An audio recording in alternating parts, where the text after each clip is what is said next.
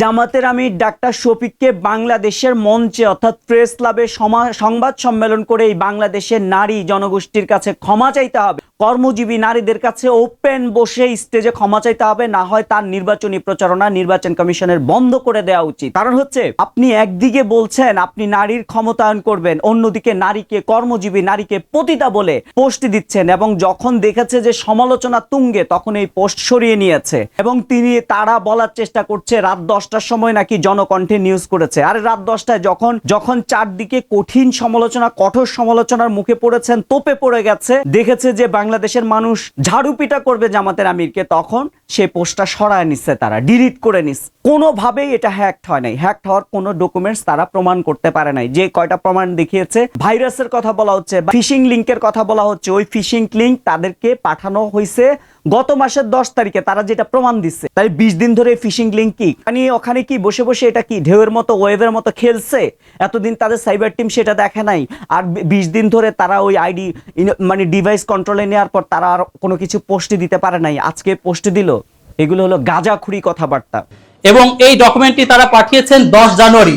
তারা ম্যালওয়্যার পাঠানোর মধ্য দিয়ে সেখানে আমাদের ডিভাইসের কন্ট্রোল তারা নিয়েছে। সো এটা আসলে ডিভাইসের কন্ট্রোল নিয়ে সেশনের মধ্যে তারা ঢুকেছে, ডিভাইসের কন্ট্রোল নিয়েছিল। সো সেই ডিভাইসের মধ্য দিয়ে আসলে এই আইডিতে তারা প্রবেশ করেছে। নট দ্যাট যে আইডি তারা মানে পাসওয়ার্ড চেঞ্জ করে নিয়ে তারপর কাজ করেছে, মূলত তারা পাসওয়ার্ড চেঞ্জ করে নাই। তারা এটাকে মূলত এইভাবে করে আমাদের বিরুদ্ধে ইনফরমেশন একটা তৈরি করার জন্য একটা পরিকল্পিত কার্যক্রম পরিচালনা করেছে। মানে জামাত যে নারীদেরকে বেশ্যা বলতে পারলে খুশি হয়, তার কিছু প্রমাণ আমি আপনাদেরকে দেখাই। ঢাকা ইউনিভার্সিটিতে অপূর্ব নামে একজন ছেলে বাংলাদেশে ঢাকা ইউনিভার্সিটির একজন নারী শিক্ষার্থীর ওড়না ধরে টান দিছিল, তারপর তাকে পুলিশে ধরছে, তারপর তাকে ছাড়া নেওয়ার পর ফুলের মালা দিয়েছে জামাত, খেয়াল আছে আপনাদের? তারপর আসেন আকাশ, শাহজাহান চৌধুরীর কর্মী আকাশ নারীর বুকে লাথি মেরে নারীকে ফ্লাইং কিক দিয়ে উড়ায় দিছিল, নারী ঝাঁপায় অন্য জায়গায় পড়ছিল, খেয়াল আছে? ওই নারীকে ওই আকাশকে ফুলের মালা দিয়ে বরণ করছে, আপনাদের খেয়াল আছে? কিছুদিন আগে ডাকসু ইলেকশনের আগে আলী হোসেন নামে গণধর্ষণের পদযাত্রা করতে চাইছিল ওই আলী হোসেন, মাথার মধ্যে জামাতের ক্যাপ, জামাতের পট্টি বাঁধা ছিল, জামাতের ক্যাপ মাথায় ছিল। আলী হোসেন বলছিল যে নারীদের ওই নারীকে গণধর্ষণের পদযাত্রা করার জন্য, খেয়াল আছে? বাদ দেন সব, সর্বশেষ ডাকসুকে বলছিল বেশ্যাখানা, বলছিল ডাকসুকে শামীম হাসান নামে বরগুনার এক জামাত নেতা বলছিল যে ডাকসুর মাদকের আড্ডা ছিল, যে ডাকসু বেশ্যাখানা ছিল, সেটা ইসলামী ছাত্র শিবির পরিবর্তন করতে সক্ষম হয়েছে। বেশ্যাখানা। এবার আসেন জামাতের আমির নিজে বলতেছে নারীদের ঘন্টা কর্মঘন্টা 5 ঘন্টা হবে, খেয়াল আছে? আছে। তারপর হচ্ছে যখন বলছে যে জামাত নারীদের কর্মঘন্টা কমায় দিয়ে আসা হবে, এটা বলতেছে বারবার বলতেছে নারীদের কর্মঘন্টা কমায় নিয়ে আসতে হবে, নারীদের জন্য আলাদা ফ্যাসিলিটিস দেওয়ার জন্য বলতেছে, নারীদের কাজ করা লাগবে না, ঘরে বসে খাবে বলতেছে। এই কথাগুলো কিসের আলামত? সর্বশেষ নারীকে জড়া ধরছে, একদিকে নারীর সাথে সেলফি তোলেন, অপরদিকে আপনি আল জাজিরায় আপনি রিপোর্ট দিচ্ছেন নারী প্রধান হইতে পারবে না, নারী প্রধানমন্ত্রী হইতে পারবে না। নারী কোনোভাবেই, এই যে আমাদের পাশের রাষ্ট্রে ইন্দিরা গান্ধী প্রধানমন্ত্রী হয়েছে, নারী কোনো সমস্যা নাই, প্রতিভা পাতিল প্রেসিডেন্ট হয়েছে, আমাদের দেশে শেখ হাসিনা খালেদা জিয়া প্রধানমন্ত্রী হয়েছে, সমস্যাটা কোথায়? এই যুগে এসে কেন এই কথাগুলা বারবার বলা হচ্ছে? বডি শেমিং করা হচ্ছে, তার বডি তার ফিজিক্যাল নাকি লিমিটেশন আছে, সেজন্য নাকি সে প্রধানমন্ত্রী হইতে পারবে না। তাইলে ফিজিক্যাল লিমিটেশন তো জামাতের আমিরেরও আছে, সে পুরুষ নারী ছাড়া থাকতে পারে?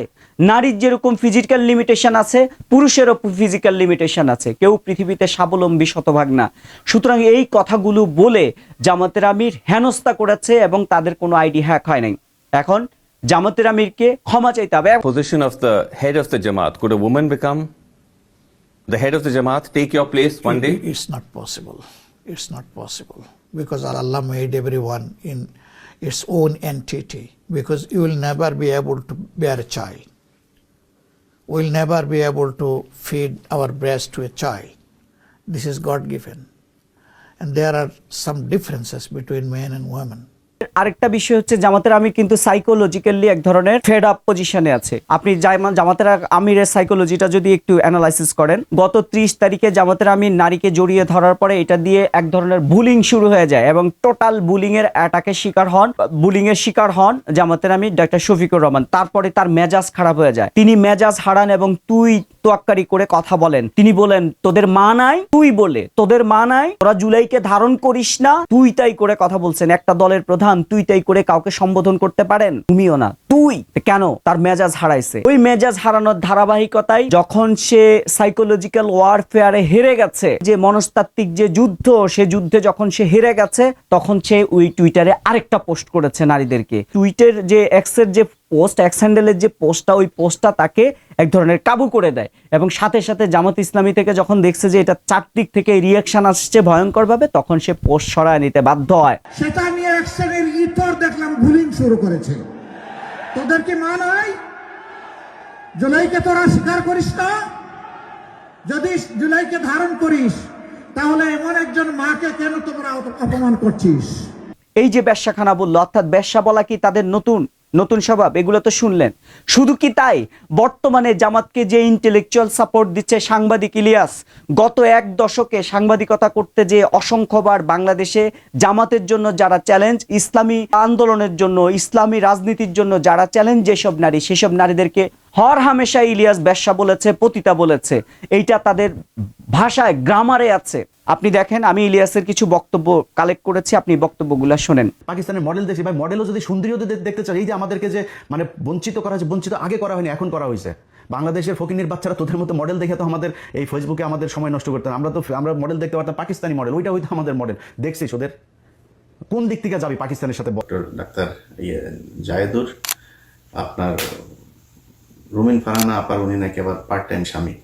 আমাদের বাংলাদেশে নিশ্চয়ই জানেন যে চতুর্থ লিঙ্গের কয়েকজন কথিত নারী আছে। এই সাংবাদিকগুলো বিভিন্ন সময় বিভিন্ন ধরনের আপনার যে ইস্যু, সেই ইস্যুকে তারা রেজ করার চেষ্টা করে। তো মিথিলা ফারজানের এই যে আমার আজকের ভিডিও যে শিরোনাম, সেটা যে ওর চুলকায়, হ্যাঁ, ওরে চুলকায়, ওর ভিতরে চুলকায়, কোন দিক দিয়ে চুলকায় সেটা না বললাম। ৭১ টেলিভিশনের যে মেয়ে সাংবাদিকগুলো আছে, নবনীতা এখন নাই, মিথিলা, ফারজানা, তারপরে হচ্ছে নাজনীন মুন্নি, আরও কয়েকজন সুশীল টুশীল আছে আশেপাশে। এদেরকে 500 টাকা দিয়ে তারপরে কিছু করতে হবে, এটা চিন্তা করে আবার কেউ বিভ্রান্ত হবেন না। এই যে প্রস্টিটিউটগুলো আপনার এখানে কাজ করছে, সেই প্রস্টিটিউটগুলোকে আপনি বেতন দিয়ে কাজ করার সুযোগ করে দিবেন কিনা, সেই চিন্তা আপনি করুন। সুতরাং জামাতের ইন্টেলেকচুয়ালরা মনে করে যারা ঘর থেকে বেরোবে তারা বেশ্যা, যারা কর্মজীবী হবে তারা বেশ্যা, যারা কর্মজীবী হবে তারা পতিতা। এই কাজগুলো তারা কন্টিনিউয়াস প্রসেসে তারা করে যাচ্ছে। গার্মেন্টস হয়েছে, আমাদের দেশের নারীদেরকে সব ন্যাংটা করে তারপরে রাস্তায় নামাইছেন। সারাদিন না খায় থাকে, না খেয়ে থেকে তারপরে সেখানে প্রতি মাসে 5,000, 7,000, 10,000, 15,000 বেতন পায়। মাস শেষে পুষ্টিতে ভোগে, বিয়ে হয় না, বাচ্চা হয় না। টিনের চালার ভিতরে এক এক ঘরের ভিতরে গাদাগাদি করে 8জন 10জন থাকে। সকালে ভোরে থালাবাটি নিয়ে তারপরে যায়, রাত 8টা 9টার সময় আসে। যেগুলি একটু সুন্দরী তাদেরকে গার্মেন্টস মালিক, ওই সুপারভাইজার টাইজারেরা করে কোনটা খায়। তাও তো তারা পরিশ্রম করে খায়, পতিতাগিরি করে খায় না। এবং আপনি সবচেয়ে বড় কথা, আমি আমার এই বক্তব্য, আমার এই পোস্ট শোনার পরে যারা জামাতের ঘরের গৃহিণী, আমি তাদেরকে বলবো, আপনারা জাস্ট জামাতের ঘরে যারা গৃহিণী আছেন, তারা শুধু আপনাদের পুরুষদেরকে চ্যালেঞ্জ করবেন যে আমি তোমার দলকে ভোট দিব না, আমি দাঁড়িপাল্লাকে ভোট দেব না। তারপর তার রিয়াকশন দেখবেন, সে আপনার সাথে কি ধরনের রিয়াকশন করে। একজন নারী কি সম্মানের চোখে দেখে নাকি বেশ্যার চোখে দেখে?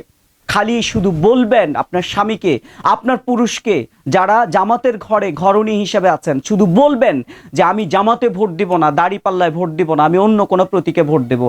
ওই পুরুষের প্রতিক্রিয়া দেখবেন যে কেমন প্রতিক্রিয়া দেখায় আপনার সাথে।